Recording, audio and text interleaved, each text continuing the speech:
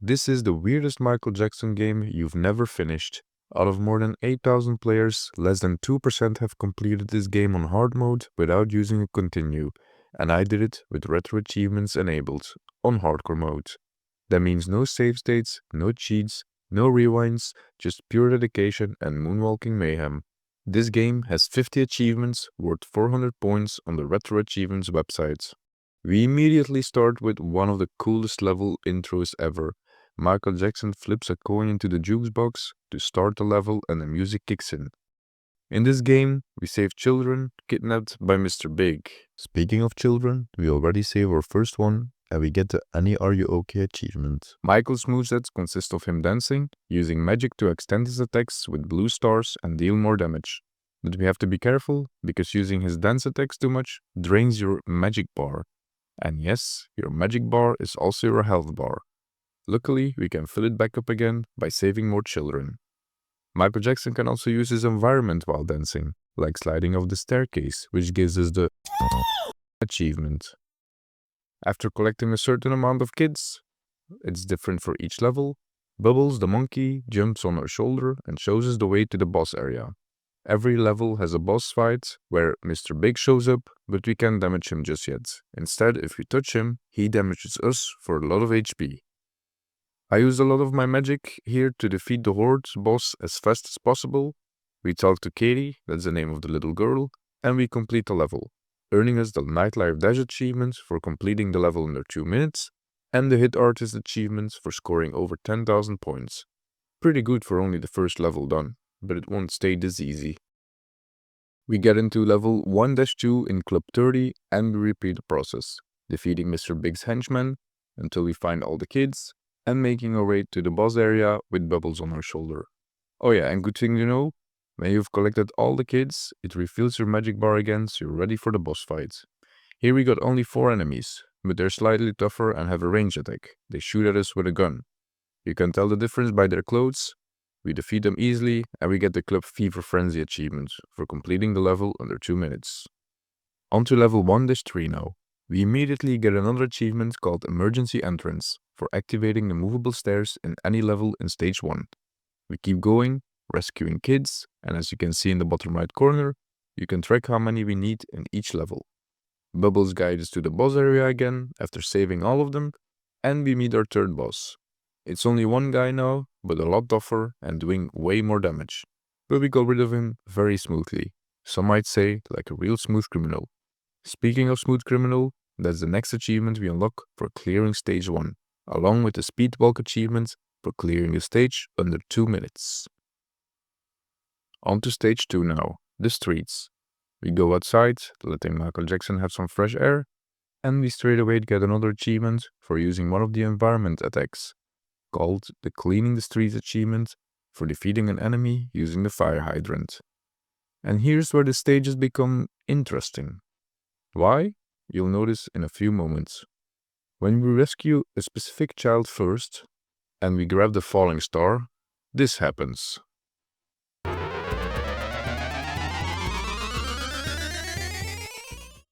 Yes, Michael Jackson turns into a killing machine robot, with a new moveset, shooting lasers and dropping rockets on enemies. From now on, every level has this feature and will even give us an achievement for it. But unfortunately, some of my footage got lost, so I'll put up my own custom achievements, so you can still count the achievements with me. So while we transform, we get the Starstruck on the Sunset Street achievement for collecting the falling star. And after causing some mayhem, we continue by rescuing every child. The stage changes, and so do the enemies. We now have thugs and dogs wanting to murder us, as well as bombs if we open up the wrong hiding place. But as we find them all again, Bubbles leads us to the boss area, where we take on these thugs in a dance battle and finish the last few ones with spinning attacks. We get the Midnight Street Race achievement for completing the level under 3 minutes. Stage 2-2 now. Same as before, we will take the lift all the way up, we rescue that specific child, and after capturing that star, we transform into the robot again, giving us the Electric Avenue Transformation achievement. After the magic wears off, we rescue the kids and make our way to the boss, which is another Horde boss. Nothing too difficult. The game introduces us to the SWAT police enemy here, slightly tougher and with range attacks.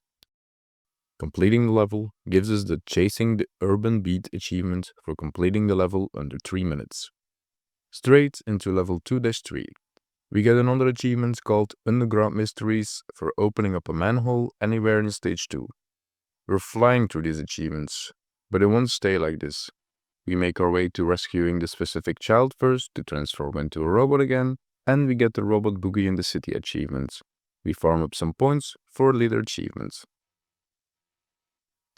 We rescue all the children, and we make our way into the boss area again. This is actually a pretty difficult boss fight, because unpredictable dogs keep jumping towards us from everywhere, while the actual boss, the white dog, taunts us with his dancing. But that's the only dog we have to defeat. After this way too long boss fight, we still make it in time to get the Streets of Speed achievement for completing the level under 3 minutes. We also get the Beat It achievement for completing stage 2. On to stage 3 now, the woods. From here on out, the game has a massive difficulty spike. Setting a graveyard vibe straight out of the Thriller music video, we have to hit each enemy twice now. We head to our specific child and collect the Moonwalk among the Walking Dead achievement, farming more points while we being a killer machine. We save all the children and Bubbles guides us to the boss area again. We get an easy to defeat zombie horde, we challenge them to a dance battle, which they can't handle. For dancing with more than 7 zombies at once, we get the Form a Group achievement, the Moonlit Zombie Blitz achievement for completing the level under 4 minutes, and the Platinum Artist achievement for scoring 100,000 points. That's 3 achievements in a row, let's go. Stage 3-2 next. Like always, we first get that specific child to get our robot transformation, and we earn the Electro Dance Battle in the Zombie Abyss achievement. We farm more points, and after we transform back, we also get the Groove and Swing achievement for swinging from a branch in stage 3. This is the environmental achievement for this stage. We show off by moonwalking for 5 seconds without stopping to get the full gravity achievement, but we fail miserably because we can't seem to defeat this boss. I lose my last continue, and the achievement for completing the game without using a continue dies with us. So there's only one logical thing to do, and that is restoring the game.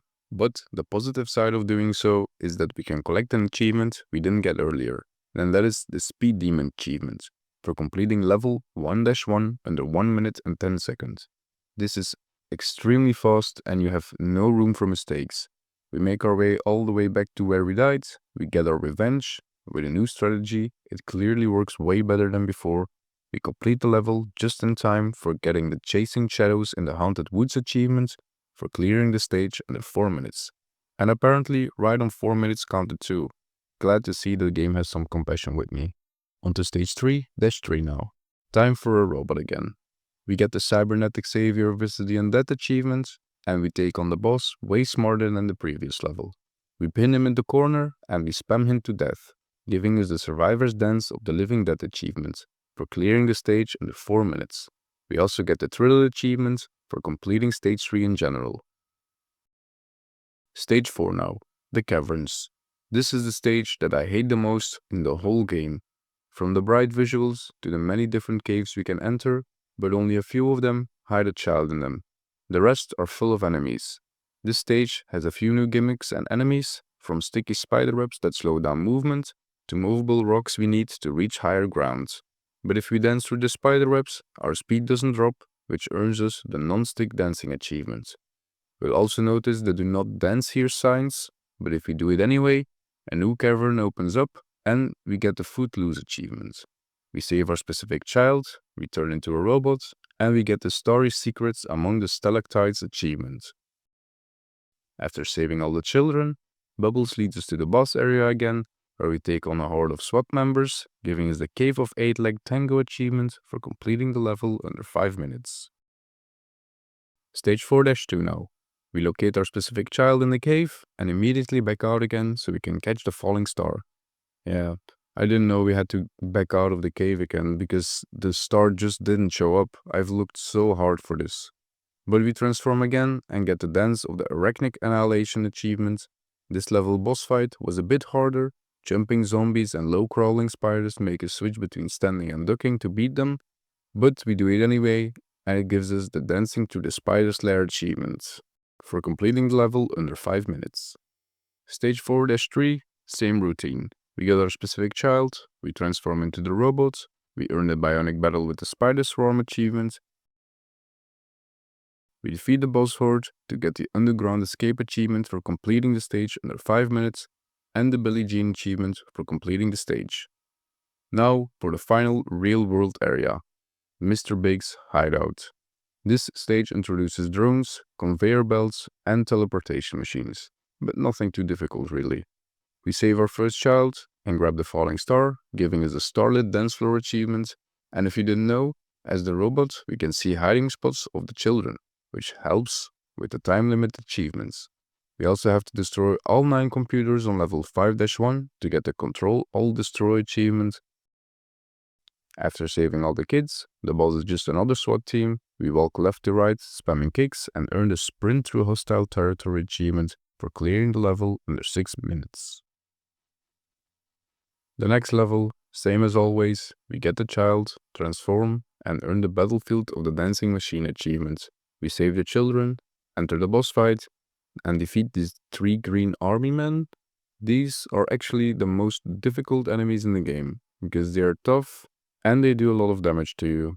But after some controlled damaging, we defeat them and we get the Dance of Infiltration achievement for finishing the level under 6 minutes. 5-3 is a little different. We save all the children, and in the boss area, the falling star turns us into the robots. But this time it lasts way longer. We go on a real rampage. This is actually the first time most people would naturally get the transformation, because it's not obvious in the game how you transform into a robot. Because if you just play through the game naturally, all the specific children are hidden away from the path, so you won't be sure to not get that one first. And in order to transform into a robot, like we talked about earlier, you have to rescue a specific child first, and only then a falling star drops down, you can catch it in the air, and you can transform into a robot. But if you miss the star, you have to redo the whole stage again. Not just a level, the whole stage. Because if you rescue the child, dying will not reset the progress and the child keeps being rescued. Weirdly enough, we're not getting an achievement for this robot transformation, but we do get an achievement for completing stage 5, which is the Who's Bad achievement. Then we get a victory screen, we saved all the children, and we defeated all Mr. Big's henchmen. Now, the moment where we all waited for, Michael Jackson versus Mr. Big, the ultimate boss fight.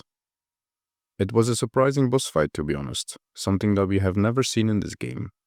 We transform into a spaceship, and while we do that, we have to dodge lasers and drones while we try to shoot Mr. Big's ship. This was actually a pretty difficult fight because I had no clue what to do. You have like this little radar in the right corner and you have to be sure that the blue dot is always between the lines so you can shoot his ship. But at the meantime, you will also have to dodge the drones, which was surprisingly really difficult, even on normal mode. But we defeat him anyway, and we earn the Mr. Big achievement for defeating him, and finally the Moonwalker achievement for completing the entire game without using a single continue. But we're not finished quite yet. We still have some achievements to do, like completing the whole game on hard mode. But first, one more speedrun. Luckily, it's just in the first level, so we don't have to go too far back if we fail. After practicing a few times, we beat it under 1 minute and 10 seconds for the Speedwalk achievement. If you have the opportunity to, try it yourself. It's really not that easy. We also make our way all the way to stage 5 again, so we can get the faster going backwards achievement. While replaying everything, we also aim for 2 more score-based achievements, one for 400,000 points and one for 800,000 points. The 400,000 one is manageable if you don't use any continues, because if you use a continue, then your score resets to 0. And also, playing in hard mode gives us more points for defeating enemies, so it's easier to hit that mark and get the International Superstar achievement for getting 400,000 points. But the 800,000 one was a total grind. We had to farm enemies constantly. It took forever and it was so boring. These kinds of achievements I'd rate a 3 out of 10. It's not fun if you have to grind them instead of earning them naturally. But eventually, we put through and we defeat so many enemies, we have over 800,000 points, which gives us the Legend achievement. I found out the best stage to farm these points is the cavern stage, because you can just go into a cavern and back out again, and the enemies will reset, making you able to farm so many points. And after we do that, we go straight back into the final boss again, but this time on hard mode. Nothing too different really, but after we defeat Mr. Big, we finally earn the King of Pop achievement for completing the game on hard mode. And that's it. That's all 50 achievements in this weird but beautiful game. My first time fully completing it, because as a kid I couldn't even get to stage 1, and this time we even completed it on hard mode. I didn't even know this game was based on a movie with the same name, Moonwalker. I haven't seen it yet, but if it's as weird as the game, it must be a total banger. Thank you so much for watching, and also a big thanks to the Retro Achievements community for bringing the Sega Classic back to life, especially to Etron, GamerPupUK, Scott, and Wolferhu for building this achievement set. Thanks again for watching, don't forget to like, comment and subscribe, and I'll see you in the next one.